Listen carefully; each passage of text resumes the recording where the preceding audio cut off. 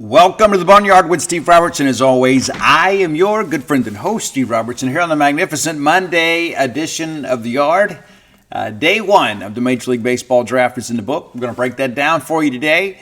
Going to preview a little bit of day two, kind of what we're expecting. Got a little bit of a surprise last night.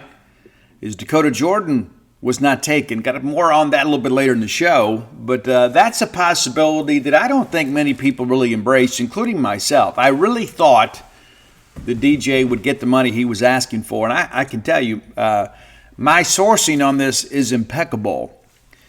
Way back in the month of May, I was told directly that if Dakota didn't get what he wanted in the draft and what he wanted was significant, there was a possibility that he'd come back. And I thought there's no way that he won't get what he wants, considering the projectability of this young man. But he is only a sophomore. Some people kind of confuse that. They think, well, he's got to be a junior. No, he's only a sophomore. So he has another year of leverage to work with. And so that's something that is in our favor and his favor, I think, in many respects. I think he's a guy that can come back and potentially be a first-rounder next year. But I understand he wants first-round money, but we'll get to that later in the show. But, pretty good day. When you really get to kind of break it down, really a good day. Of course, you didn't want Dante Nori to go in the first day, and but that happened, and that was always a possibility. He's the fastest high school player, the fastest player period in the draft, and he had a very significant number in mind, and he got that. At least he got the slot value. So we'll see how things go with that. So, we got it. And also a cool top 10 list today. Really proud of this one. Kind of some genre bending types in this list this day. Excuse me, if I can get going. We wanted to get this show up for you before we got too deep in the day because the draft resumes at 1 p.m. Central. And, of course, we'll have full coverage over at genespage.com. And, we're ready to go. And then also, SEC Media Days begins today.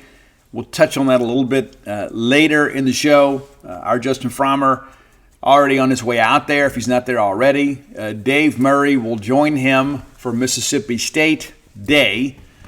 And then we're going to be covering the draft on top of that and everything else that goes along with Mississippi State athletics. And but this is a very significant week for your baseball program. And for a couple of reasons why. Number one, you hope that your signees come to school, right? There's always going to be most of them that do, but you'd like to be able to get to this thing without Conrad Kaysen being selected. No guarantee. We've seen it happen many times, and still no guarantee that DJ won't be selected. Maybe somebody that last night says, you know what, hey, we can't afford to let this guy get away, and they'll overpay. But there is a bonus pool that they're limited to.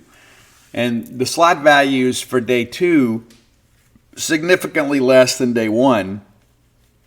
And so you would have to really commit and say, you know what, hey, I'm going to give a tremendous amount of money here and then short somewhere else.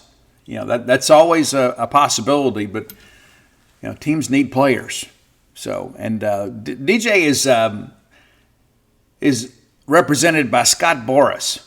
So Boras is not a guy, number one, that needs DJ to sign so he can eat, right? I mean, he's one of the most powerful sports agents in the world. And he also understands that, hey, $1 million this year could turn into $4 million this time next year. And so you got to think about the big picture. So Jordan with great representation, just something to consider.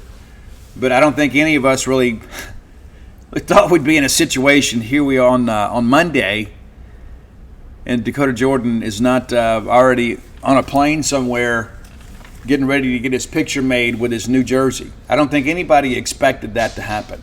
Now, of course, there'll be some people with revisionist history, and so I never thought this, never thought that. But the reality of that is that Mississippi State could be in a situation where you get one of the top players in the country back on your baseball roster. And then the second part of that equation is you want your draft-eligible guys that are going to sign to go as high as they possibly can. And we've seen that happen with a couple guys that actually beat projections. And so we're going to break that down here in our first segment of the show. But before we do, let's thank our friends at Bulldog Burger Company. I had Bulldog Burger Company last week. I'll have it again this week. The wife got those chicken bacon ranch sliders. I got the bulldog.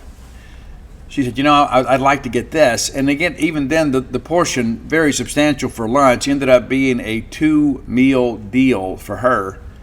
It kind of helps being petite. But all that I understood, there's so many great options to choose from Bulldog Burger Company. It's not just burgers, even though that's what they're best known for. I love those Sloppy Joe sliders. I like the Sweet Heat chicken sandwich.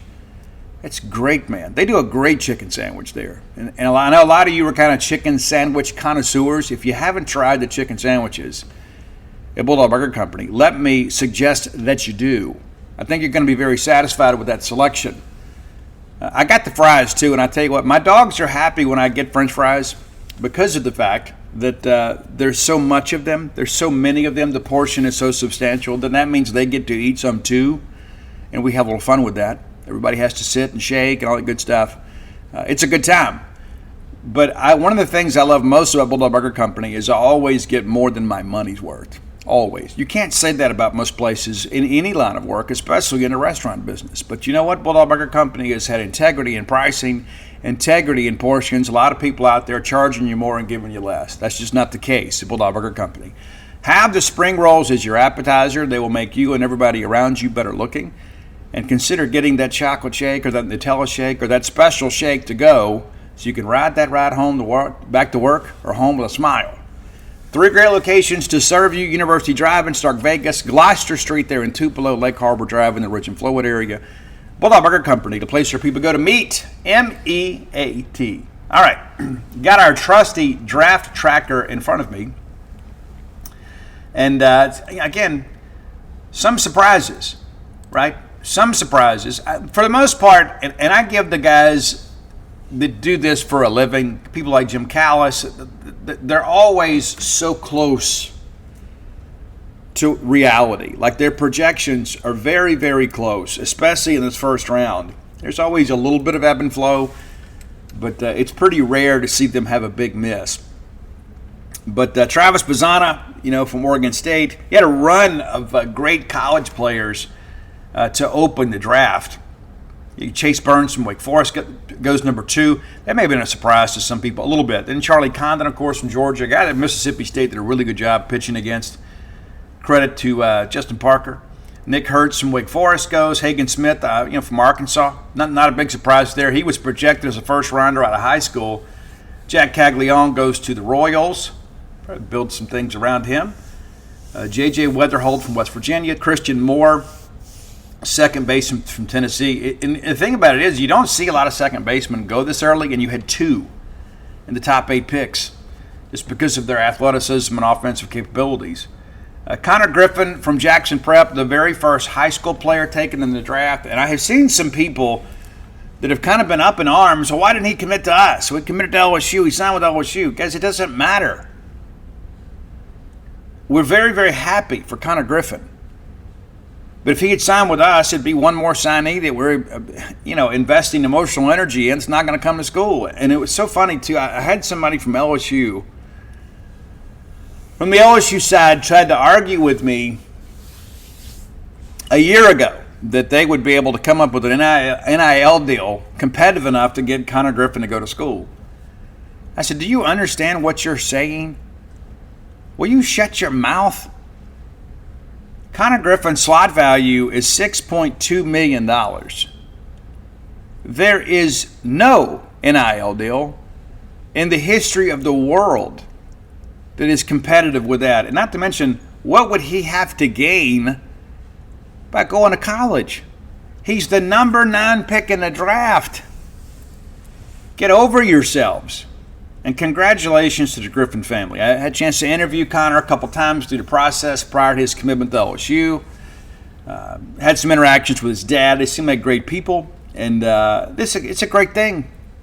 It is. It's a great thing when a young man from our state has the opportunity to be on the national stage and be the number 1 high school player selected in the Major League Baseball draft. Very, very, very significant. All right, some other names of interest. Braden Montgomery from Texas A&M, all the way down at number 12. A lot of people expected him to go top 10, so he goes 12. we're talking a couple $100,000 either way here with each pick. But very happy for him. Another product of Central Mississippi. We'd love to have had him in the Mississippi State Maroon this year, but he ends up at A&M and has a great year. He does. All right, the first Bulldog selected with the 15th pick in the draft, the Seattle Mariners selected Jurrangelo St. Absolutely love this. Slot value of $4.88 million. I had someone closely aligned to the situation that told me that they really thought he would go in the teens. Didn't know how to go how deep. I had somebody connected with the Brewers organization that told me they would love to take him at 17. So it's not ultimately my decision, but I'm going to recommend that we take Jurrangelo at 17. Of course, they drafted him in the 18th round back in 2022. So maybe a little bit ahead of projections. But, man, what a great thing there, because Mississippi State has to change the graphics of Duty Noble Field. And Jurrangelo had told me, and maybe others, I can't remember, it all runs together after a while, that his plan was to sign, get settled for a year, and then work on getting his family out of Curacao and into the United States. That's a great, great thing, And then now he has the ability to do that. That's a great thing. Very, very happy for him. And, of course, there were many people, once he committed to us, said he'll never come to school. He did. Had a tremendous year this year. And, very grateful. Very, very grateful to have shared the path a little bit with Jurrangelo. I know you guys are as well. I know you're all beaming with pride today. We were on our way to dinner with some friends. And I'm not going to lie, when it popped up and said that he'd been drafted, I was pretty pumped up. Pretty pumped up. They had to turn the radio down. I was really, really excited for him.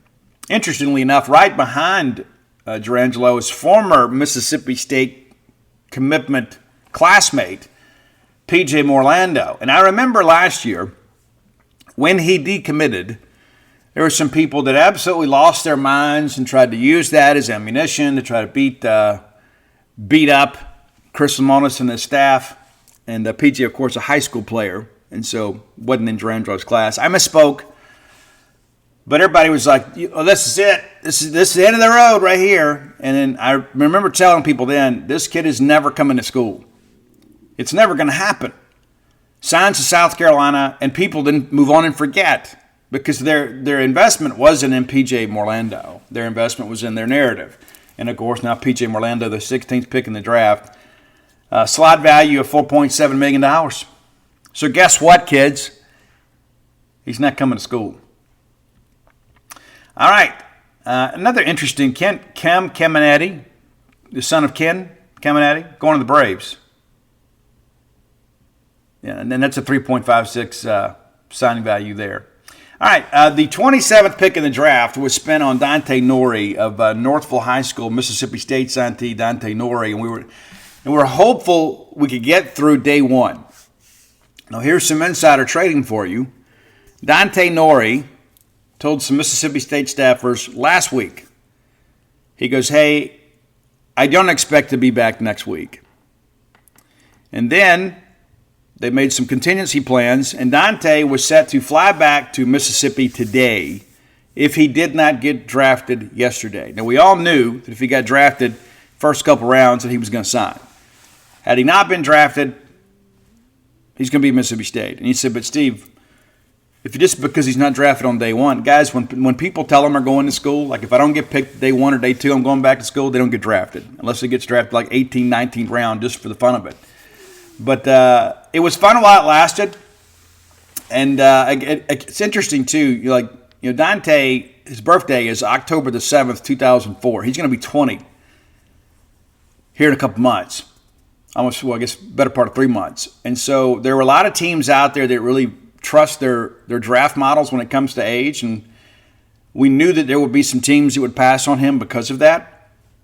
But it's over now, right? We can kind of move forward now. And at the time you start thinking, okay, well now we got to pick up the pace on McCarty, right? The outfielder from Kentucky, and we still may, obviously.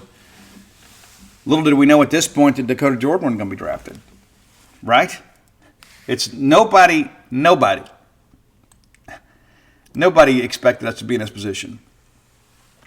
And maybe that's arrogant for me to say that. Maybe there were some people out there a little closer to him. But I'm just, by and large, the casual fan, like, it's kind of a foregone conclusion that Dakota Jordan's going to be drafted early and signed. I think that was the consensus opinion. I think we'd all agree at that. All right, so you get your competitive balance picks, some compensation picks here and there, and you get to the second round. And one of the things that we had talked about, when I did my preview, I mentioned that there was some traffic out there that suggested that Cal Steven may actually go back into the second round. And again, I think I said on the show, I said, I think it'll end up being third round. Well, it ends up being second round. I mean, I'm glad we introduced the possibility, and I'm glad that things went better for him. But that is very significant for sure. But before we get to that, Tommy White, of course, first pick of the second round. A lot of people were disappointed and surprised by that. The question's about defense. Is he limited to designated hitter only? Can you make him a first baseman? Does he have the dexterity and the catch radius for that? I mean, he doesn't have the lateral mobility to play third. Everything to the left is good. Everything in front of him is good. But to the right, sometimes it's a bit of a challenge. And you're going to have a lot of guys with pull side power in the big leagues. But congratulations to he and his family, for sure. But he's the first pick, the 40th pick overall, first pick of the second round. Chris Cortez from A&M, a guy that, we actually have had some success against him. He goes at pick number 45. And MLB.com had him ranked as like the 85th best player in the draft. So this is a little bit of a reach, but you got to trust your evaluations. No ifs, ands, or buts about it. I mean, that's what you're paid to do, right? All right, so then we get to Cal Steven, pick number 59. Now, I've reminded you guys, Cal committed to us July 31st of last year. After the Luke Holman stuff, because we were chasing Luke Holman, and we didn't get him. And that's one of the things that I want to talk about while we're together today is, rankings, projections, that kind of stuff. All of that is just somebody's opinion, okay? So Luke Holman got drafted behind Cal Steven. And that needs to be the Justin Parker story in every aspect. Not just did Cal Steven get drafted ahead of Luke Holman, he got drafted ahead of Gage Jump 2. And everybody was losing their minds. Most people had no clue who Gage Jump was. Let's just kind of, we'll just call a shovel a spade here, right? Most people had no clue who Gage Jump was. And then he commits to LSU, and it was like, oh, well, LSU's going to win it again. Guys, Luke Holman goes 71st. There were so many people that were really upset. Again, it kind of goes back to the Orlando thing. It's like, I'm unhappy. I'm going to make everybody else unhappy. We're rotten,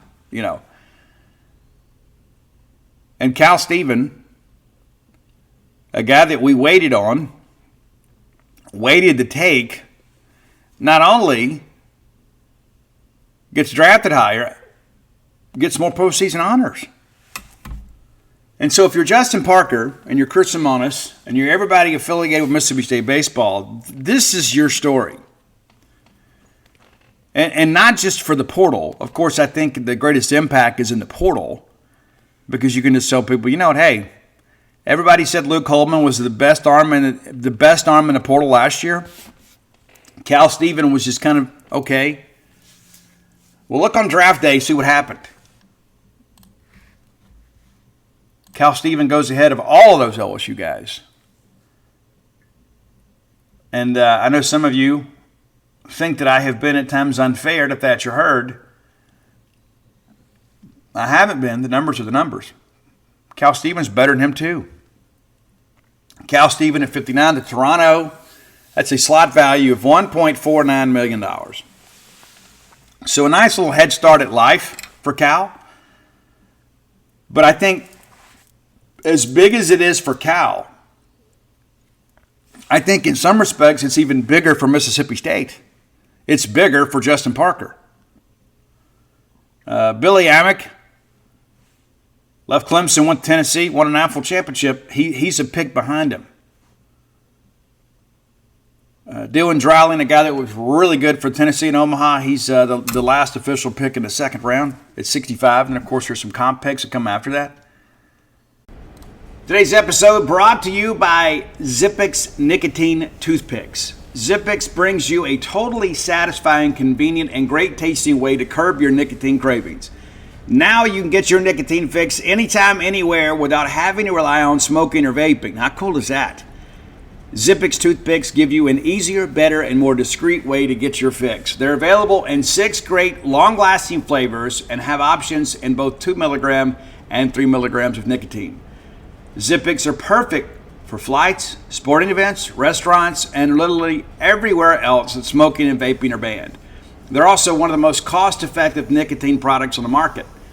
Zippix also offers caffeine and B12 infused toothpicks. If you're not a nicotine user, or if you're trying to get away from the nicotine habit, wouldn't that be a good thing? Zippix have already helped tens of thousands of customers get their nicotine fix without needing to inhale smoke or vape bowls. Make your lungs happy and try Zippix nicotine infused toothpicks. Ditch the cigarettes, ditch the vape. Get some nicotine-infused toothpicks at zippixtoothpicks.com today. Get 10% off your first order by using my code BONEYARD at checkout. Your lungs will be glad you did. You must be 21 or older to order. Warning, nicotine is an addictive chemical. Zip more, smoke less with Zippix nicotine toothpicks. Hey, Bulldog fans, we love dogs. And not just Bulldogs, we love our own dogs. But why are so many dogs suffering with health issues these days? Actress Katherine Heigl, who's helped save over 16,000 dogs through her own foundation, says she's seeing more issues with joints and odors and health than ever before. And after doing some research, there's one place we can all look to support our dog's health. It's their food. She decided to create something that she could actually feel good about and about feeding her dogs. It's called Superfood Complete. Superfood Complete is made with over 30 of the healthiest ingredients in the world, including several superfoods vital to your dog's health. Badlands Ranch also supports the Jason Debus Heigl Foundation, which has helped rescue thousands of dogs and place them in loving homes. How cool is that? I have fed my dogs this. They absolutely love it. And I kind of use it as a food supplement with their regular food. They prefer this to their regular food. True story.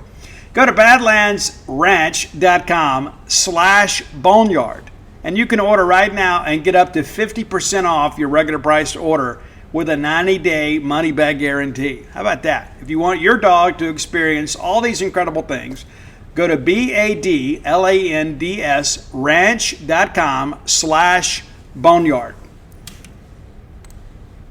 But I share that with you because we talk about promises.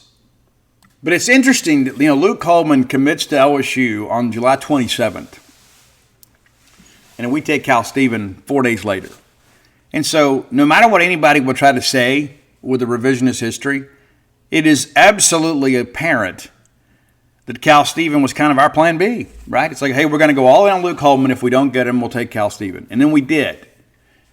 And it is a tribute and a testament to the hard work that Cal Stephen has put in and the coaches around him to put him in a very good position to be successful. And I think that's the important lesson learned here too, to be quite honest with you, even for some fans.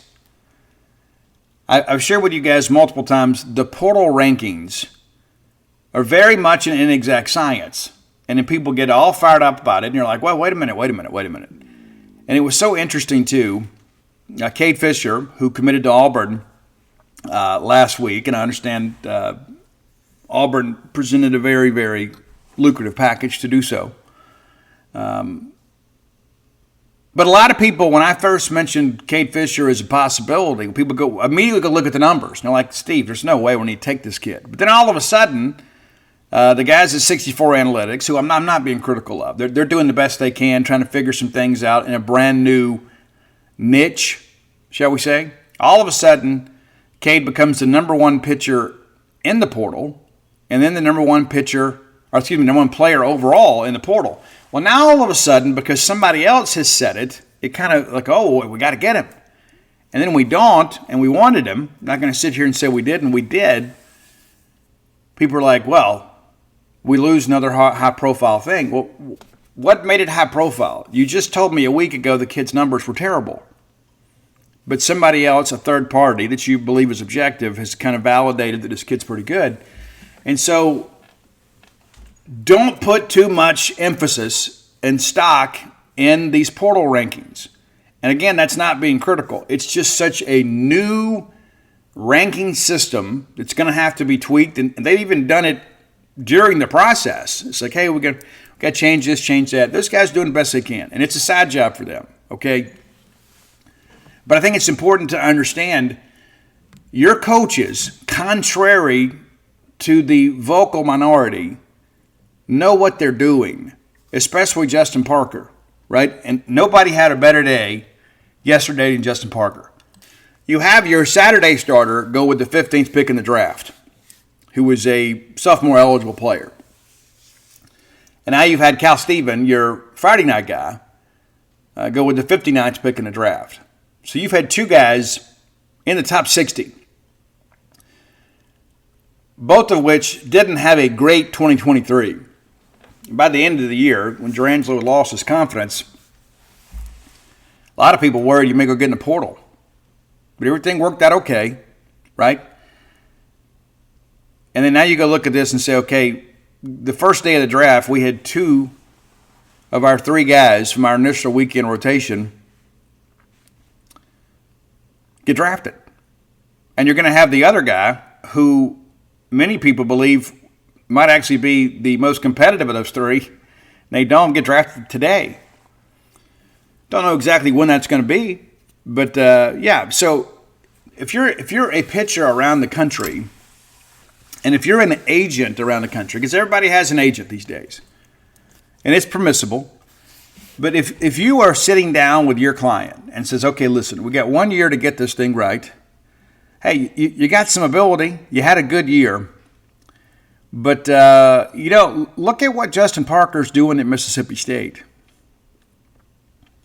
Look at the difference in the money that he helped Cal Steven and Durangelo Sanji make. Of course, the kids have to go do the work, right? These young men have to go do their part. And how many times have you heard Durangelo say, I just stick to the plan? Well, who do you think devises the plan? It's Justin Parker. Because Justin Parker, right now, Justin Parker, I can assure you when he's not working through the recruiting aspect of this right now, he's already beginning to get his the early research done for his scouting reports for next year. Of course, the rosters aren't settled yet. But shortly after he got to state last year, I went in to go talk to him, and he's already breaking down film. In August, right? And so you have one of the elite pitching coaches in college baseball. And now you have even more to sell. So what excites me about that is what can he do with some guys that perhaps have a higher ceiling? Have you considered that? Nate, I think Nate Dome, I love Nate, huge Nate fan, not just as a player, but as a person. Nate's a guy, if he stays healthy, it's going to be impossible to keep him out of the big leagues. I mean, he's just that kind of guy, right? He's just one of those kinds of people. You got him from Ball State, and people are like, this is what we're doing in the portal. Do you feel silly in hindsight? If you don't, you should. If you were one of those kinds of people that panned the Nate Dome commitment out of Ball State 2 years ago, I can't believe it's what we're doing. It's incredible how the internet has put a microscope on people's true knowledge base. There are a lot of people out there that continue to lie and suggest, but you just got to be patient. But the reality of this thing is that I began to think about Nate probably going I would say between third and fifth, maybe sixth. I doubt he drops that far. Of course, the health concerns are going to, there are going to be some people out there that say, hey, got injured back-to-back years, didn't prove to be serious, but he did miss some starts. And I say serious, didn't require surgery. Anytime that you get injured and you can't perform, it's serious, right? But you don't have the promise anymore. You've got production you can point to. I think it's an incredible thing that I think about is let's just assume here that you're right? Let's assume that Nate Dohm was not a great pick out of Ball State. Let's assume that Cal Steven was not a great pick out of Purdue. But look at what's happened. So either, and I guess maybe both these things could be true. Maybe we made some incredibly bad portal evaluations, but we had good enough coaching to overcome that. Or maybe these guys were better portal commitments than many of you thought, and they still got better. You can choose whichever line of thinking you want to go with. But you can't sit back here and say that these young men weren't good players and became great players at Mississippi State, and that your coaches didn't do a good job getting them and helping them develop. And you may disagree. Everybody's like, well, Steve, I'm going to just sit here with my blanket, and I'm going to sit here and put my thumb in my mouth, and I'm going to continue to hang on to my old tired narrative, no matter what you say. Okay. That's cool, too. What did Major League Baseball say? You know what? I think they know more about baseball than both of us. So I'm going to go with them, even though they're the ones that validate kind of the true opinion and the true take about Bulldog baseball right now. So expecting a busy day today, and we'll get to that a little bit later. But now let's get to today's top 10 list. Brought to you, as always, by closewithblair.com, C-L-O-S-E with Blair, B-L-A-I-R.com. Blair is my friend, your friend, our collective friend in the mortgage industry. It's true. And maybe he's a friend you haven't met yet because you hadn't needed to deal with a mortgage. So if you're looking to maybe get started in life, maybe you're a recent college graduate, maybe you found your niche and where you want to put your feet in the ground. Maybe you're like, you know what, Steve, I don't want to rent. I know I'm going to be here for at least a couple years. Maybe you buy that condo. Instead of just throwing money away, all you got to hold is some rent receipts when you're done. Allow yourself to build up some equity if you're ready to plant some roots. Or maybe you've gotten married. Maybe you've gotten divorced. Maybe there's been a reset in your life. And you got to think about, you know what? I got to take the next step, as difficult as it may be. Allow Blair to take that off your plate. One less thing to worry about, right? Blair's phone number is 601-500-2344. 601-500-2344. Call or text him directly today. 23 years of experience in the industry. Back-to-back-to-back. Top 1% close ratios in the country. This is a guy that gets things done. Been my friend a long time. I wouldn't push him on you if I didn't trust him, if I didn't believe him. You should. It can be a very intimidating process. You need somebody with the experience and the expertise to get you through underwriting and to the closing table with the best deal possible. Blair Chandler at closewithblair.com. All right, it hit me this morning. We're calling an audible, even though we've got some things stacked up for us. I'm happy that our guys are getting paid. Don't know how you see it. We talk about NIL and that sort of stuff, and I understand that's the world we live in, but I love draft day. I love to see our players, the ones that have worn the maroon and white, have the opportunity to fulfill their dreams and have a chance to take care of their families and get a head start at life. It's good to see their hard work pay off. And it's also good to see them get paid. It is. So I thought, you know what? Hey, let's do a top 10 songs about money, songs about getting paid in some way or another. So here we go. This is one of the most diverse lists we've ever had. And no heavy metal on this one. Well, it's a hard rock song, but no heavy metal on this one. Number 10, and this is just, I wanted to include the song because I like the song. Many of you maybe have heard it for the first time here. First mentioned it here. I like it. I still pull it up every once in a while. And I've listened to the whole album. The rest of the album is just not as good. It's not. There's a couple good songs on there, but they're very much a one-hit wonder, and it wasn't a big hit. But it's a song that I really like. I think you'll like it too. It's from State of Shock, and the song is called Money Honey. If I had more money, honey, would you love me? Love me, love me. Yeah. If I wasn't just somebody like me, that's your number 10 song. And so there's going to be a lot of guys that, you know what, they couldn't get dates. They couldn't get the dates they wanted years ago, you know, coming up and, you know, maybe being that high school senior, maybe being that college freshman. You go to a party and you don't know how to dress. You don't know how to act. Maybe you don't have any game, but you can play a little ball, right? You're going to be amazed, young men, at how many people, how many girls from your past show back up. Now all of a sudden, it's like, I always thought you were so cute. Yeah. Number 9, reminiscent of the Iron Bowl several years ago. And if I can opine about this for a second here, and for those of you at Alabama, if you really fired that kid that played Son of the Preacher Man and Take the Money and Run in the opening moments of the Iron Bowl, I guess during pregame warm-ups, if you really fired that kid, I really have lost respect for you. What does a song hurt anybody? Not to mention, the Steve Miller Band is iconic. And so that's where we go. Number 9, the Steve Miller Band, Take the Money and Run. And that's a great one, you know. And it's a great song for crowds because it's got clapping in it too, right? We can all jump on there and clap along, you know. Young people of today, if you haven't listened to the Steve Miller Band, let me encourage you to do so. It's just kind of straight ahead rock and roll. It's true. Speaking of rock and roll, and many of you would have this song higher on your list, and I encourage you to start your own show, build a following, and then you can do that. But I'm not a huge Pink Floyd fan. I know some of you are.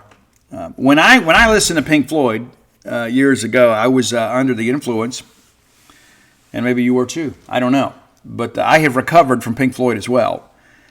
But it's the song "Money" from Pink Floyd, number 8 on our list today. Number 7. This will make John Cohen happy. I absolutely love the cover of this version, too. There's been several covers of this, but we got to go back to the original. We got to go back to the OJs, For the Love of Money.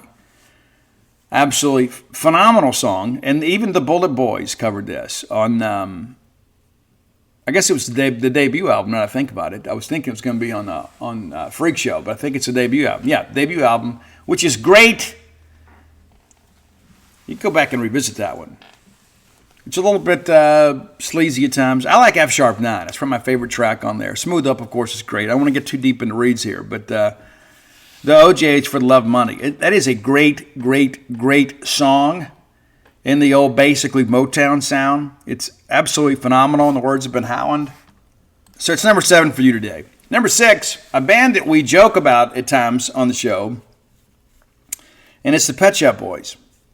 They're in at number 6. Sometimes I say that, and it's like, you know, it's not correct, you know. But I say that as a tease. But this time it is. The Pet Shop Boys, and it's the song called Opportunities, you know. I've got the brains, you've got the looks, let's make lots of money, right? That's what it's about. And it's there's a dance version of it. It's super cool. And so if you don't know the Pet Shop Boys, and I joke about this at times on Twitter when I'm kind of making fun of people, and maybe I shouldn't do that. The bride has told me before, if you can't make it funny, don't do it. And I used to absolutely, some of you remember this, I used to absolutely destroy Ole Miss people on Twitter. I did. Like if somebody came at me, I would absolutely destroy them on Twitter, for what that's worth, right? Right? I mean, some people are like, oh, that's so savage. Let me tell you this. A lot of people have Twitter fingers. They have Twitter courage, but there are things that they would say and do on Twitter they would never do or say in person. If I will tweet it, I will say it.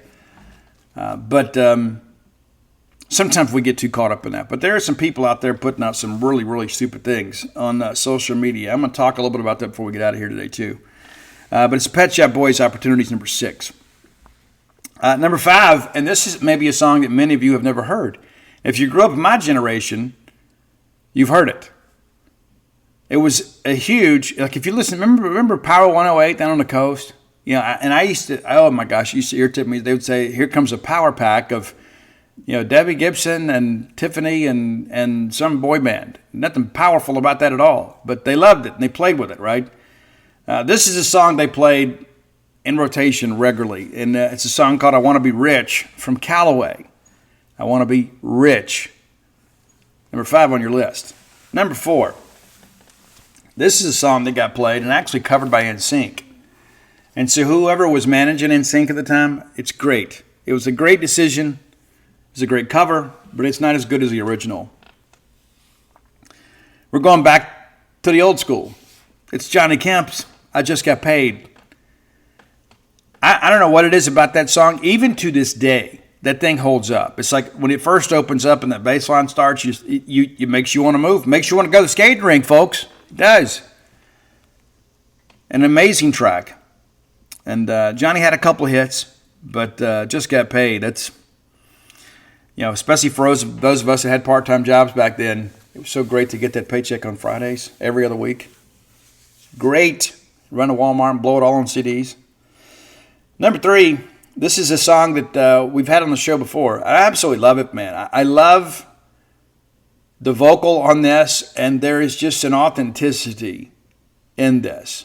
Like, that's one of the things I like about rhythm and blues, right? Not just the modern day R&B, but people that actually maybe kind of lived it, It's Barrett Strong's song Money. The best things in life are free, I want some money. That's what I want. And I like the harmonies on the chorus here. You've heard this song probably 10,000 times in your life. But I'm really glad that some of our people have been taken care of. Number 2, changing our attitude, our delivery, and our level of reverence here. It's the Wu-Tang Clan. It's cash rules everything around me. It's true. You know how life works? Anytime that we can work in the Wu-Tang Clan is a good thing too. But number 1 on our list, and maybe your lists are different, we had to get some rock in here, but it's AC/DC's Money Talks. And the vocal on this one is, you could start to tell that Brian's fading a little bit. When this came out, we were kind of like, ugh. Yeah, but you kind of got used to it. The smoker's rasp has kind of wreaked havoc on Brian over the years. But that's our list today. And I'm very, very happy again that our young people have come to Mississippi State and they have used that opportunity to give themselves a head start at life and to fulfill their dreams. And there's so much of that I think we lose sight of, right? We forget sometimes that they're people. We think sometimes that they're characters in a play, or they're video game players. But if you really dig into this, and Dan and I talked about this yesterday on our way to dinner, when you get a chance to spend some time around them, and I don't just mean in press conferences, when you get a chance to talk to the families, the parents, and you understand the commitment that's been made from everybody involved, and you see post-game, when they're out there talking with their families, you can see the emotional theater kind of playing out there. Because it's not just about a game, and it's not just about Mississippi State. It's about their futures. And there are some people that do not handle this part of it well. The draft jumps on their back and kind of rides them the whole year. And you can see it in their countenance. On the field, off the field. You can see it when they're talking to their family. Mom and dad and everybody's like, hey, it's all going to be okay. But as I mentioned last week, there's a lot of these people, a lot of these young men that their families have made a very significant financial investment in their future. And that's riding on their shoulders too, because they want to make that investment mean something. They want to play pro ball. They want to get an opportunity to do that. They want to be self-sufficient. They want a chance to go to the show. And to watch it play out like this is interesting. And it's different in football and basketball. It is, right? The end result's the same, but there aren't as many guys that get drafted, right? And so when you get here and you're playing men's basketball, I mean, you're talking a 2-round draft. You may get G League or whatever, but the reality of it is that chances of you being a first rounder in the NBA, probably the longest shot in all sports. A lot of international players do it. To be a first rounder in the NFL, there's an awful lot of players competing for that too. But you get in the right conference, you get in the right system, you got a chance. Still very difficult. And maybe you don't be a first rounder in baseball. And because of the fact now that it's just a 20-round draft, it used to be 40, there's even more pressure, right? Before it'd be like, hey, I'm a junior, whatever, I get drafted 35th round, I'll take my $10,000 and I'll head off to the short season. But you can kind of see it. You can kind of see it playing out. Not to mention, baseball is a partial scholarship sport, so you're paying to play. Unlike your football and basketball counterparts, you're paying to play, and hopefully you have an opportunity. And it's good to see that be rewarded. It's not going to pay off for everybody, right? Just how life works. If it was easy, everybody would have it. Everybody would get it.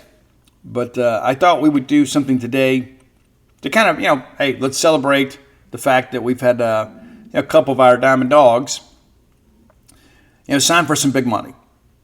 Very, very happy for everybody involved, and I know you are as well. It's going to be a busy day today. It's one of the reasons we're getting the show up. And a reminder, we'll do Wednesday's show after the draft is over. So we're doing today to recap day 1, kind of preview a little bit of day 2, and talk about some other things, and then we'll come back on Wednesday after the draft is over.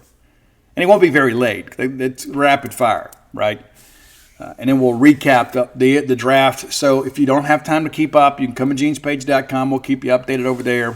I've got a draft tracker that we're tweeting out after every pick that involves Mississippi State. So if you see that pop up on your Twitter feed, and it's in the Facebook groups too, but we are updating it periodically as picks come in. So maybe you don't have time to keep up during the workday today, but we will do our best to keep you apprised of any developments. If you have ideas for the top 10 list, reach out, let us know. Best way to do that is to hit us up on social media. Roy is on Twitter, or X, whatever you call it, at Dogmatic67, DAWGMATIC 67. You can find our great list on Spotify under that same handle. And I'm on all forms of socials at Scout Steve R. Be sure to hit me up. If you're not following me on Twitter right now, what are you doing with your life? All right, next segment of the show brought to you by Campus Bookmart, a Starkvillian institution. I love Campus Bookmart. Chances are you do too. If you don't, it's because you haven't utilized their services yet. I love going in there. So many great things to peruse and be excited about, look at, and just pick up and get your house in order, right? It doesn't matter if you're updating your wardrobe, decorating your fan cave, buying a gift for a friend as a housewarming gift. They have something to fill that need for you. Go by and see them next time you're in town. If you can't make it to town, perhaps you live in the mission field outside of God's country, you can visit them on the World Wide Web at campusbookmart.net. And by being a loyal Boneyard listener, you give you a phrase that pays. Promo code is BSR, which stands for Beautiful Steve Robertson. That gets you free shipping on all orders over $75. Any order less than 75 bones, absolutely incomplete. Mom, college football season is going to be here next year. You want your kids to be excited. You want your husband or your significant other to be excited. Let's get some Mississippi State gear. Surprise everybody with a gift just because you love them. And buy something for yourself too. All right, so everybody wants to know what to expect on day 2. We expect a busy day. We really do. Now, Nate Dome, I think that is the most probable pick today. As I've mentioned, I don't think he gets deep into the day. I think probably around 4th or 5th round. I think we'll see him go possibly as late as the 6th. And we'll keep an eye on Dakota Jordan. And as I'm sitting here having this show, I had to pause the show. Got some text messages, some clubs out there that are moving on from Dakota Jordan because of signing bonus demands. It is clear, because he has great representation, that he has a number in mind, and if somebody's not willing to hit that number, he's going to come back. That's something, again, we did not forecast, but here we are. Another name to watch, of course, Dave Mershon. Dave Mershon is draft eligible. Dave also has 2 years of eligibility left. Dave's also a guy that this time next year could be a Mississippi State graduate. So he's another guy that's not going to sign for just peanuts. But I don't know exactly what his asking price is. But I have had a couple of scouts tell me that he's not going to get what he's expecting or what he's demanding at this point. Would he be willing to sign for less? Not exactly sure. But if you begin to think about that for a second, if you could get through this entire process and you get Dakota Jordan and Dave Mershon back with what you have returning and what you're bringing in from the portal and in the signing class, all of a sudden you get awfully optimistic about next year. At least I do. Then you begin to work through Conrad Kaysen. That's the top-rated prep prospect remaining in the Bulldog class. I think he's 102. And so he may be a guy that you got to be careful, too, because, again, Scott Boras is Dakota Jordan's agent. So he understands how this process works. Not to say that Conrad Kaysen's agent doesn't. That's not what I'm trying to suggest. But I don't know who his representation is. But you could see a situation there where maybe they make an emotional decision. That's what you got to watch. Of course, we're working hard, to ensure that everybody understands what their opportunities are here. Kaysen's a guy, too, one of the younger players in the draft, could probably benefit by coming to school. But a very gregarious and outspoken young man, has been a leader in your class. You'd love to be able to get him into fall classes. He did report on the 5th, and so he has been here for summer school. Many of those guys are like, hey, I'm going to wait out the draft and see what happens. But today is a huge day for this program because of the fact that you've got some guys out there like Charlie Foster. That's another one that it could be a possibility. It's a guy that got invited to the MLB Combine. And that's the first thing that I go back to. When you look at these prep guys, we had 4 of our high school commitment/signees that were invited to the MLB Combine. You don't get invited to the MLB Combine if there's not legitimate interest in being drafted by pro clubs. There's some guys that will just pass on the Combine. Others go for the experience and have every intention to come into school. Durangelo was at the Combine 2 years ago. Dakota Jordan has had these workouts before. Charlie Foster, Kate O'Leary, Dante Nori, Conrad Kaysen were your 4 prep prospects that all attended the MLB Combine. And then you had junior college pitcher Kevin Monell. That's another name to watch for today. Kevin Monell, too, is a guy, too, that could be a factor on the weekends. Could be a long relief guy. Could be in competition for a weekend starting position. Pico Con. Right now, I would say, based on what we know and what we think, Pico's probably the Friday night guy to beat.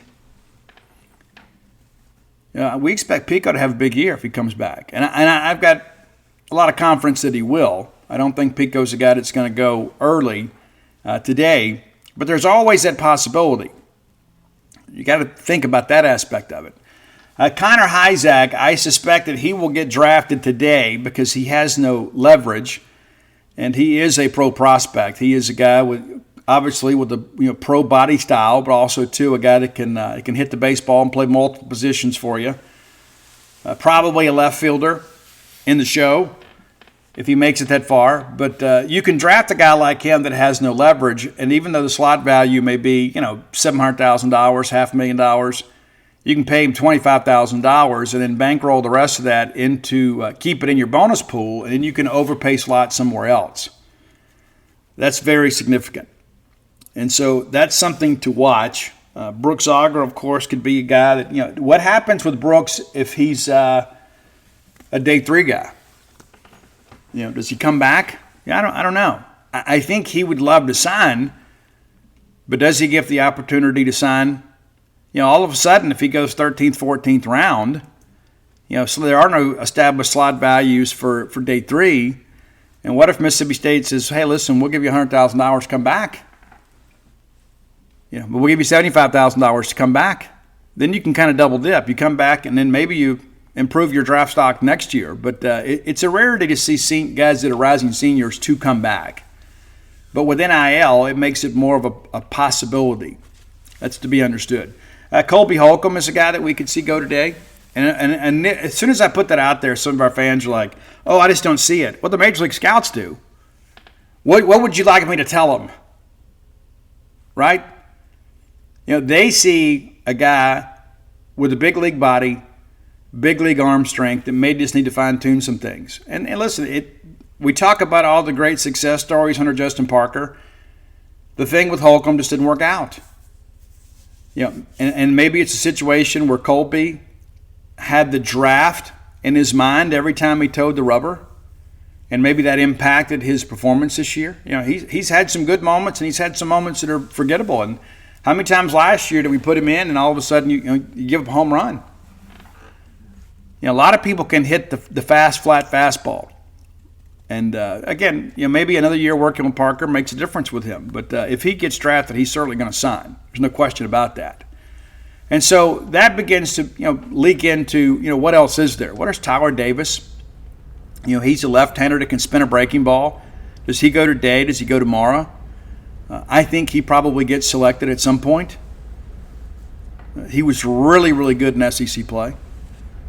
And so you start working through that aspect of it, and you begin to think, okay, well, there's some guys that maybe we expected to sign that don't sign. Carson Liggett, I'm told, is going to ask for more money than probably his slot value will allow. You can't bank on that. Let's just say somebody calls him up and says, hey, here's $100,000 once you sign a contract and let's go play ball. And he may decide, you know what, I can sign for $100,000 now, or I can sign for $10,000 next year. That's how significant the year-to-year deal is for juniors to seniors. I've told you guys before on this show, we've had people in the past, back when the draft was 40 rounds, sign $1,500.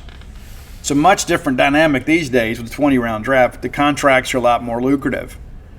And there will be some guys, too, that if there's some bonus pool money available, get drafted and signed. Remember Carter Young a couple years ago, transferred to LSU, was not good at Vanderbilt, and transferred to LSU, and people acted like he was going to be the next Cal Ripken or something. And then he gets drafted late and gets paid significantly and elects to sign a pro contract. And so missed out on the chance to win an national championship. Of course, he loses to Mississippi State in 21 and is not on the 2022 or 2023 LSU team. And so I share that because there is still a lot of ebb and flow and things we have to work out with this draft. But, of course, all eyes right now are on Dakota Jordan, and then I would say Conrad Kaysen. I think, again, it's a foregone conclusion in my mind that Nate Dome goes fairly early here on day 2.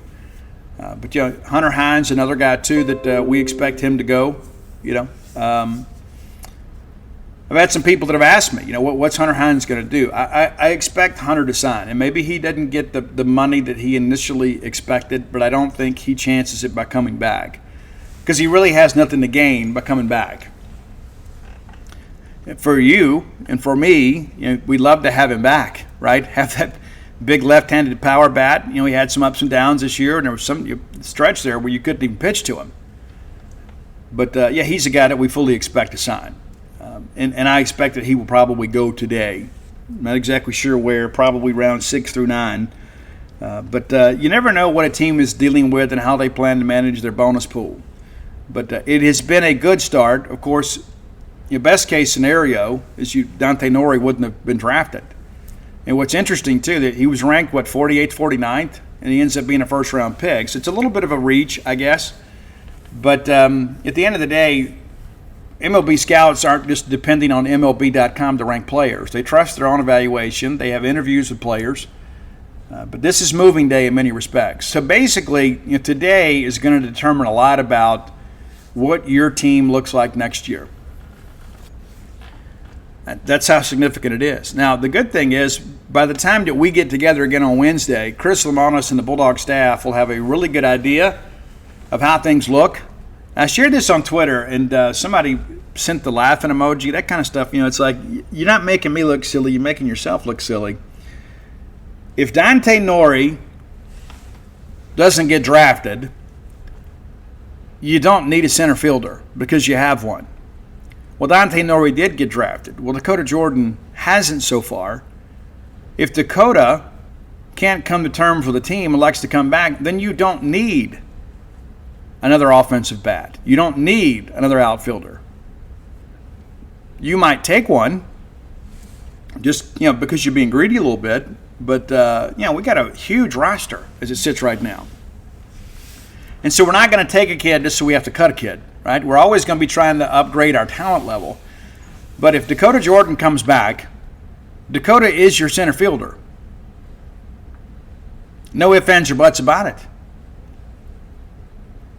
That's to be expected. That's to be understood. And again, we never thought we'd be having this discussion. Now, Wednesday, things may be completely different. I mean, the first pick in the third round, somebody say, I can't believe this guy is still available. Let's go get him what he wants. It's going to be difficult to do. People aren't going to go triple and quadruple the slot value in the third round and give you first round money unless they absolutely believe in you. Because basically it makes everybody else more difficult to sign because you've got a very finite amount of money to work with in your draft pool. Everybody has an established bonus pool, and you can't go over that. You can go over slot, but you can't go over your bonus pool. And so let's say, for an example, looking at slot values for today, and I'm so glad they do this. It makes it so much easier to deal with. It really does. So let's skip ahead to round 3 here. So the first pick in the third round is the Oakland A's. The slot value is 1.04. Once you get 3 picks in to the third round, the slot value dips below $1 million. That's a significant threshold right there. I just don't think Dakota Jordan's going to sign for less than $1 million. And again, we went through this with Blaze here a couple of years ago, and then all of a sudden, the Red Sox, who have plenty of money and they're willing to work some things around, that they took him, So I feel like if you can get through round 3, I think you feel really good about the prospects of Dakota Jordan coming back. That takes you to pick number 103. The slot value that ends round 3 is $710,000. You simply never know how a team's going to react. But there may be some general manager right now over breakfast with their scouts saying, hey, listen, we didn't think Dakota Jordan would still be available at this point. Let's take him. How do we make the finances work? Those are things you begin to ask yourself. Now that there has been the chance to regroup and reevaluate what's remaining on the board, does Dakota Jordan go early in the third round and well above slot value? That's a significant question right now. And it's one worth asking. It's absolutely one worth asking. And there's some personal issues for Dakota too. Dakota doesn't just want to leave. Like that's one of the things I think that there's some misinformation out there. Even on my own message board, I've read people. I don't get the sense that he enjoys playing college baseball. He loves playing college baseball. He loves being at Mississippi State. He's got a young lady that he's very serious about. And if you've ever been young and in love, you don't want to be apart from them. And so that's a factor too that I don't think that shows up for a lot of people. And they say, well, we remember Dakota Jordan being upset, right? Or Dakota Jordan having a moment perhaps when he looked a little bit moody. But I can tell you from people that are around the program every single day, Dakota's the guy in practice. Dakota's the guy on game day that's getting everybody fired up. This kid loves playing baseball. He loves playing baseball. And if he was represented by some small-time agent, I would say, you know what, there's a lot to worry about today. There's still some things to worry about. But the fact that he has Scott Boras as his agent is very significant. Very, very, very significant, because he understands the bigger picture. He understands what's best for his clients. And so I'm not going to sit here and tell you that I expect him back. But if you get through the first couple of rounds today and he's unselected, remains unselected, I think it's fair to say that he's back. And I've had some people ask me, well, what would that mean? Well, the portal's closed, right? So he can't go get in the transfer portal. He doesn't sign a pro deal. Well, if he wants to play baseball, he's got to come to Mississippi State, which is what he wants to do. And what's so interesting about that, too, is my source on this is Dakota Jordan. I don't know who your sources are or who your sources are. My source is Dakota Jordan.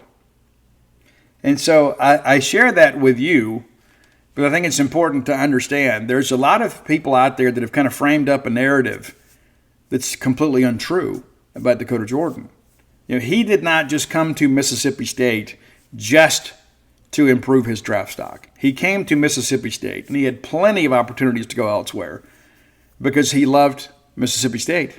He wanted to wear the M over S. And you forget, last year, he went in the transfer portal, had some people in his ear that said, hey, you need to do this, you need to do that. He goes in a portal, and again, people lose their minds, and rightfully so. Of course, those same people, couldn't wait to track his strikeout ratio this year. That's a story for another day. And then Dakota Jordan wasn't even in the portal for 24 hours. He pulled out. Got to break that news myself. And so he's picked Mississippi State twice. Is it unreasonable to think that he wouldn't pick Mississippi State again? Maybe we need to open the door to the possibility that Dakota Jordan loves Mississippi State. That's important to understand. It would have been very easy for Dakota Jordan to have stayed in the portal and probably gotten a really big payday last year. He could have gone to Georgia and probably gotten 6 figures plus. But he didn't. And he told me later. He goes, man, he was crazy. And he goes, the more those teams called, the more I realized that I wanted to stay at Mississippi State. So he calls Chris Monos and says, hey, I'm coming on the portal. And so if Dakota Jordan signs today, it's going to be because one of two things has happened. Someone's met his asking price, or he's been able to take a reduction in his asking price. It's got nothing to do with his talent. And that's one of the things that I've seen out there, and it really kind of makes you look silly. Dakota Jordan remains on the board because he's asking for more money than people were willing to give at the time. It's got nothing to do with his talent level. It's got nothing to do with his pro potential. Is that he had a number in mind, and he goes, hey, this is my number. Now, Scott Boras may get a call from the Oakland Athletics today, which would be, very out of character from them. They say, hey, listen, we love Dakota Jordan. Even though we only have about 10,000, 15,000 fans in the ballpark each week or each game, we'll give him $3 million. We'll give him $2.5 million. Kansas City, another small market team. Colorado, another small market team. Would the White Sox do it? I mean, it'd be one thing if the Yankees were doing it. The Mets are right there at 82. Would the Mets be willing to do that? Would they be willing to give him $2.5, $3 million? In this respect, Dakota Jordan holds all the cards because he's like, hey, I'm a sophomore. I got another year. I can go back to Mississippi State, cut down on my strikeout ratio a little bit, and possibly be a first rounder next year. So you can get me now at, say, $2.5, $3 million, or you can draft me next year and it costs you $4 or $5 million. Or I'll just go back to school. And so that's the whole point of leverage. What is Dakota Jordan's junior year worth to Dakota Jordan? It's not like he is a junior that basically say, I got to kind of take what they're giving me because next year I've got no leverage. He holds all the leverage and all the cards. And he loves Mississippi State. It's not like he's in a bad situation. He's probably in the best situation of anybody. Mercer's in a similar situation. The dollars just aren't the same, right? And so Marshawn can be like, you know what, hey guys, I'm going to go back to school. This is the number I have in mind. I also have good representation. If you're not willing to meet this number, then I'm going to go back to Mississippi State and see if I can't win an NFL championship and improve my draft stock, and then I'll just get paid more money next year because I still have a year of leverage to work with. He's just a sophomore too. And so you kind of got to understand how the whole process works. And again, it's not an indictment on either one of their abilities if they don't get drafted. Like we've got some high school signees that have a ton of potential. They may not get drafted. It doesn't mean they're not any good. You don't get invited to the Major League Baseball Combine just because you're cute, because your mom's cute. It's not like travel team baseball where you make the team because your mom's hot. Right? That little privilege runs out pretty quick. And you don't think that's the truth, you're kidding yourself.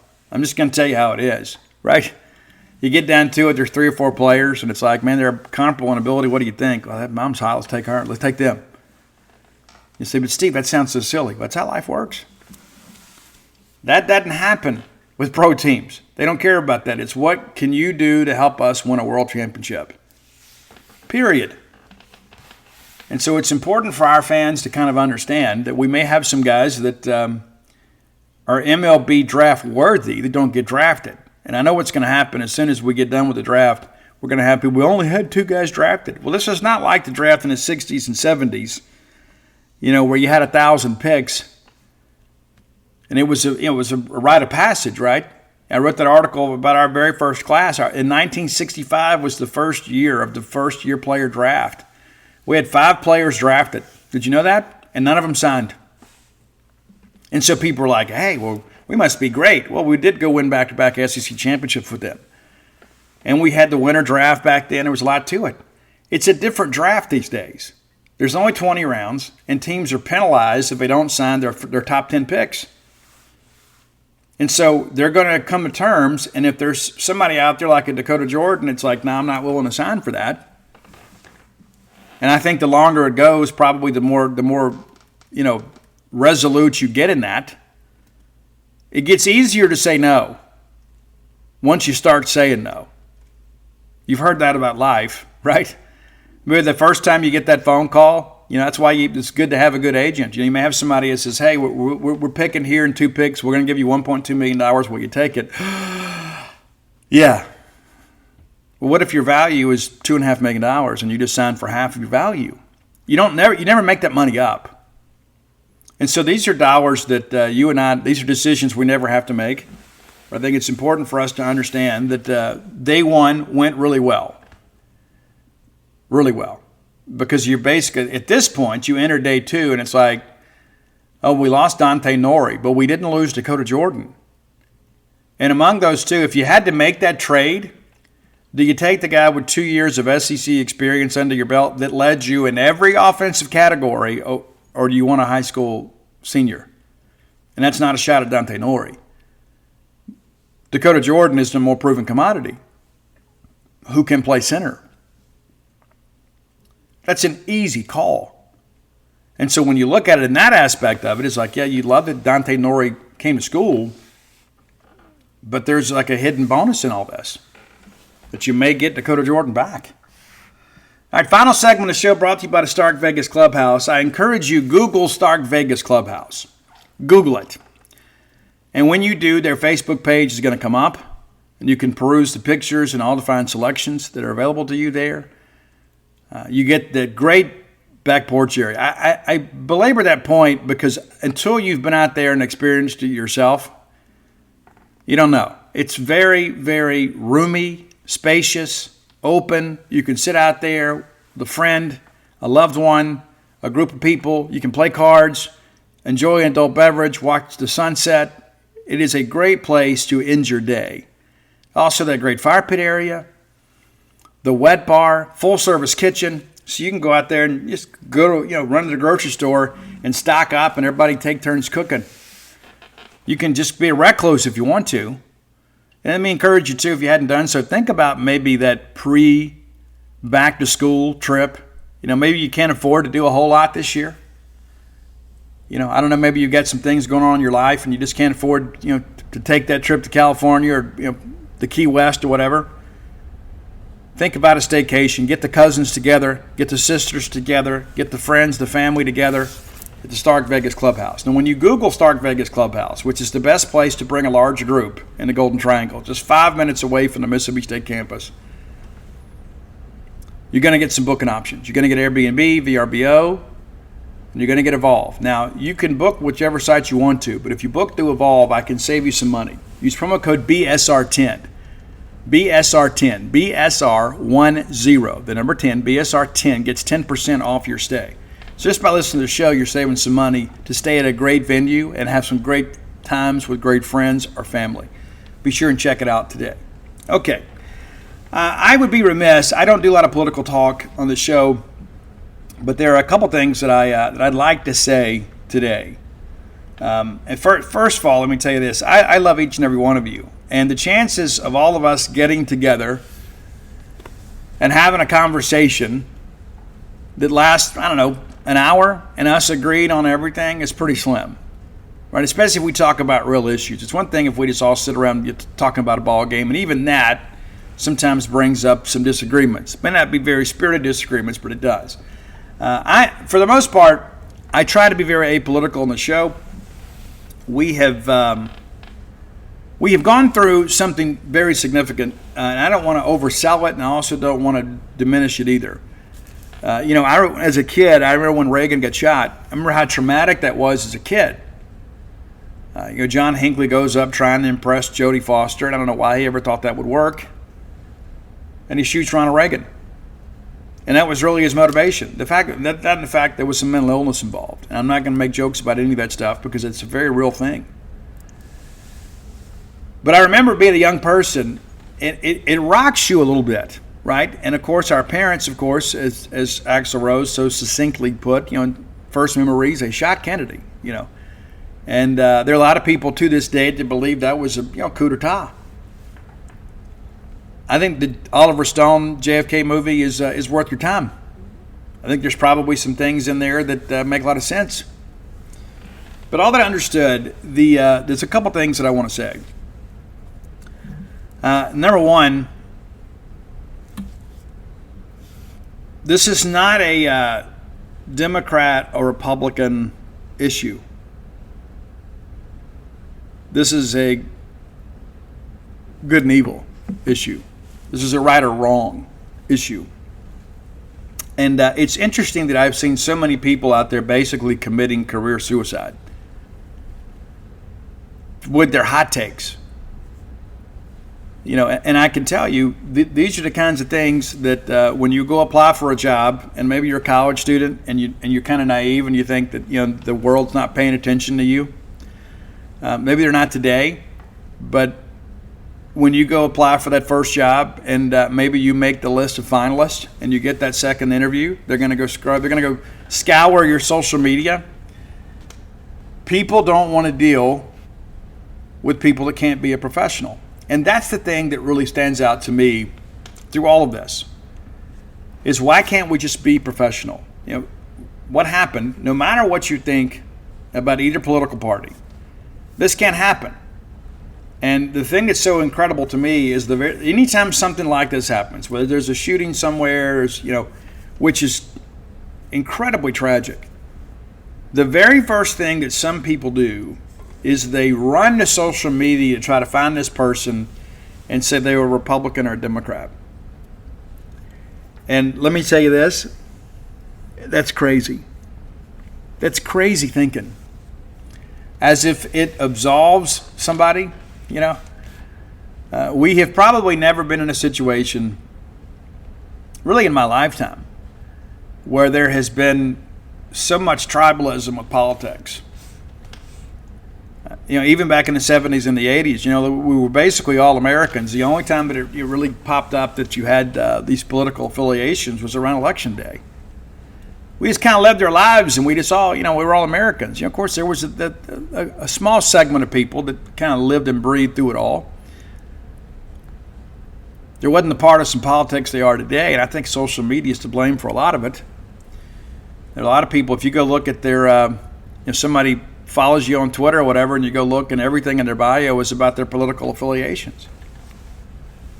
I remember years ago, I believe it was Lloyd Benson that said, if two people agree on everything, only one person's doing the thinking.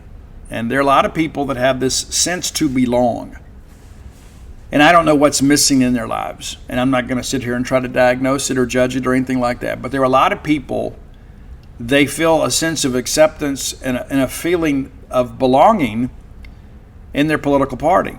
And this time of year, and it'll be terrible for the next 4 months, we'll have to deal with this like on Facebook. And there'll be all these people sharing these blog posts that are completely false. There'll be all this false political commentary that's out there. But what's so interesting to me, and I think when you can take a step back a little bit and try to be objective, the news networks on both sides are really kind of the enemy of the people because of the fact that they want to spin everything. It's like, okay, well, you watch this particular news network where you're going to get that political party's spin on something, and then it gets regurgitated on social media. You watch this network, you get the polar opposite. And my hope is that maybe we can all take a deep breath. A man lost his life over the weekend. And, as I had dinner last night with friends, my friend Chad said, you know what? What a way to go out. And what he's talking about is the man reportedly, when the shots rang out, got his wife and his daughter down, and he covered them in an attempt to save them from harm, and essentially lost his life doing so. Now, for many of us, we're not going to die in such a heroic fashion, but I think that's really where the focus of this should be, is on the people that really got hurt. Listen, I'm a skeptic about a lot of things, and my children will tell you as much. We have a very, very spirited fam chat that I like it better when it's just pictures of my grandgirls, right? Or hearing what my kids are up to these days, or they're traveling, or Ian went to the Governor's Ball Music Festival in New York, paid his own way, shared some pictures, and it makes me proud. Living life. But sometimes it gets political.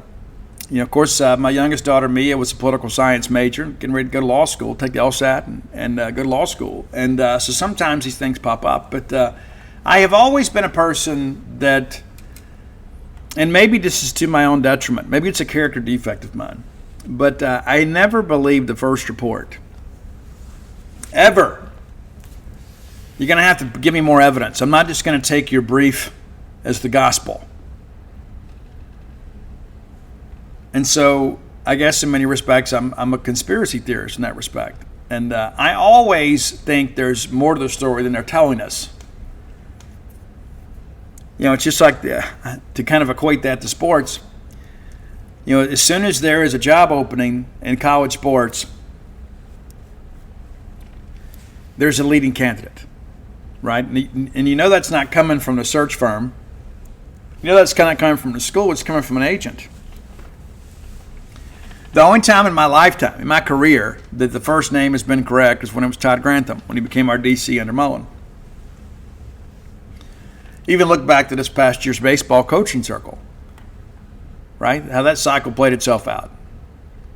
Everybody's like, Tony Vitello is going to be the coach of Texas. Well, he's not. Jim Schlossnagle is. Now, Schloss obviously was a candidate because of his relationship with Chris Del Conte. But there were a lot of people that were telling you, they had it on good authority, that Tony Vitello was going to be the coach of Texas. I go all the way back until when we fired Sylvester Croom. The initial ESPN report, as they're announcing the firing of Croom, they're saying that Derek Dooley is the leading candidate for the job. Not only was he not the leading candidate, he wasn't a candidate at all for the job. That's important to understand. And so you got to understand, just like when it comes to coaching searches, a lot of times the very first stuff that we get is to kind of frame up the narrative a little bit. There are a lot of people that want to be associated with that. And so we all saw what happened as former President Donald Trump was struck by a bullet, and immediately, as soon as it happened, some people were like, oh, that's going to be a blood pack. It was all staged. The thing that I would suggest with all that stuff is let's not jump to conclusions, ever. But the fact that we had a political candidate in our country shot is probably evidence that all of us maybe needed to realize that things are really running off the rails. And so I don't care who you vote for. I just hope that you vote. I'll never tell anybody how to live, tell anybody how to vote. I am a live and let live person. I don't want anybody to impose their beliefs and values on me, and I try not to do the same thing for them. In my 20s, I was much, much different. If you didn't agree with me, then you were a complete moron. And maybe you were, but it was wrong of me to feel that way. And as I've matured, that's the thing that I've learned, is that, I have to open up the door to the possibility that I may be wrong about something. And I don't see much of that, like in the social media traffic about politics. And so this isn't really a political statement of sorts. It's just, when we come here, it's a break from all that stuff. But sometimes it gets thrust into our social media feed. It gets thrust into our discussions with our families. And there's a lot of people out there that have some very strong opinions. And I would suggest that many of them are incorrect, no matter what side of the aisle they're from. I think there's a lot of benefit in being a moderate at times, kind of being in the middle. But this was a very historic day in our nation's history. And in our little Gene's Page group checks that got brought up is that we've seen a historic day today. And I think most of us were kind of still in shock and trying to make sense of it all. And so my hope today is that maybe everybody involved in all of the discourse, right? Because there's no point in you and I being adversaries because we see a social issue differently. Right? I mean, we can disagree and remain friends. And I wish we could get back to that. I'm not a fan of the cancel culture. I'm not. But I am a fan of people being held accountable. If you are in a professional job, I'm not talking about necessarily the media, but when you go out there and you put your opinions out there, I think your opinions should be respected. But when you go out there and you spread hatred and division, the rent's going to come due. And that needs to be understood. I just think, of course, it's a much smaller scale, but the vitriol is on the same level like the State Ole Miss thing. And I think things right now are pretty peaceful. A lot of it's because we're not winning, right? When we're winning, it's incredible how vicious and bitter the whole thing gets, right? But even with that, even the things that I went through, over a football game, incredible. And I look back in hindsight sometimes, like when I go tell the story, I'll be on a podcast or I'll go speak somewhere and I'll sit and talk to people. People can't believe it. And because of the fact it's been a few years now, I look back and there's some parts of it I have difficulty believing too. And it happened to me. You go back and you think, I can't believe this happened. I can't believe I had to speak to the FBI. I can't believe that we had somebody about to go before the grand jury for making death threats. And you can thank my wife for us moving on from that. She's a better person than me. I'm just going to tell you. My wife is a good person. She's not perfect. She's a good person. And, I'm an old boy from South Mississippi that, I don't take too kindly to people disrespecting me. I don't. And I'm the kind of person, too, that I think probably the best euphemism I can use, you should have bought a rocket at my house, I'll drop a nuclear warhead on yours. That's how I've always kind of done it. We talk about, walking quietly but carry a big stick. I'm one of those kinds of people that there are some people that'll tell you I'm not the person to mess with. I don't just mean that from a physical standpoint. I'm just not that guy to go to war with. I like peacetime, right? And so my hope is that everybody can take a step back from all of this rhetoric. And there are so many people out there that are trying to manipulate the American public. And I think sometimes we're all maybe too blind to see that. There are people that benefit from us being at odds. And they want to keep us at odds. And so as soon as something happens, they want to politicize every single issue because it profits them and keeps them in power. It's all a will to power. Every single bit of it is about power. It's not about me or you. We're just a means to an end for them. And you need to understand that. Everything about it is a will to power. Everything. I mean, do you honestly think that your favorite political candidate cares about you? They don't even know who you are. And then we see people out there on Twitter, and again, everything on their Twitter account or Facebook or social media accounts, everything is about politics.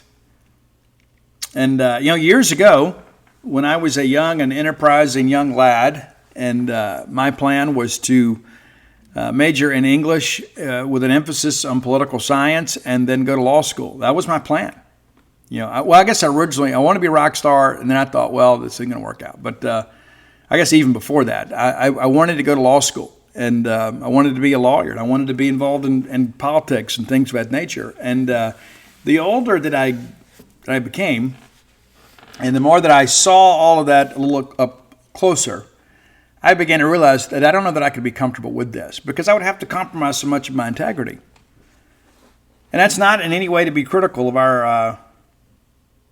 our politicians, right? I mean, there are some people out there that have a good heart, and they're doing what they can for the American taxpayer. And I think about my dad.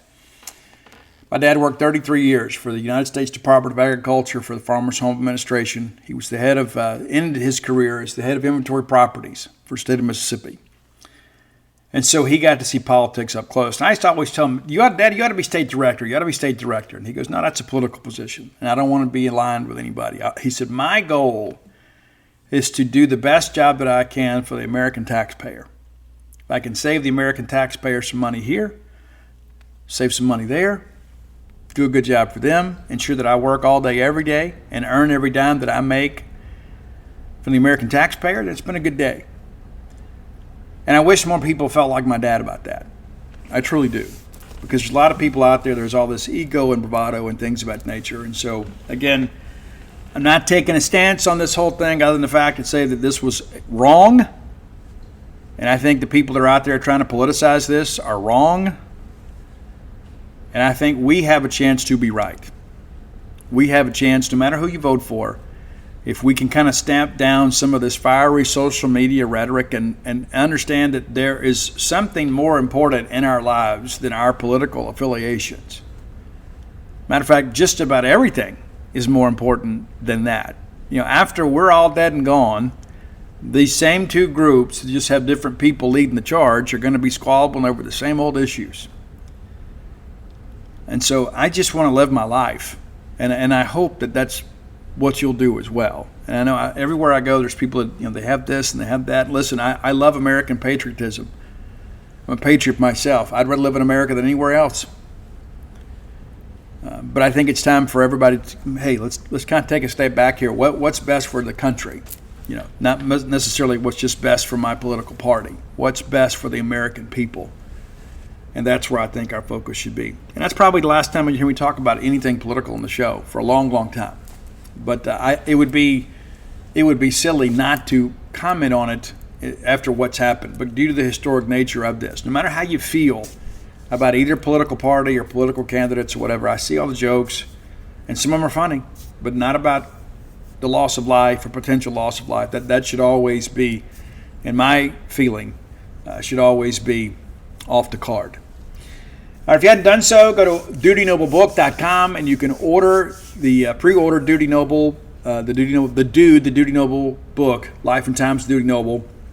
And everything's been laid out now. I think with they'll finish up like 1 or 2 things today, and then pretty soon that file will be heading off to print. It takes about 6 weeks. We were talking late August, early September. I think it's fair to say now it's going to be September. We're in the middle of July now, but we don't have the release date yet. We could get it. I'd love to have it for that first football weekend, but we don't know that. Not expecting it. And so just wanted to share that with you all. And listen, come float with us. I've had a lot of Boneyard listeners that have come in and floated. I can tell you, it's like delivering flowers. Everybody's happy, right? It's so interesting. People come in, they're not sure what to expect, and then I see them afterwards, and it's like, oh my gosh, what an amazing experience.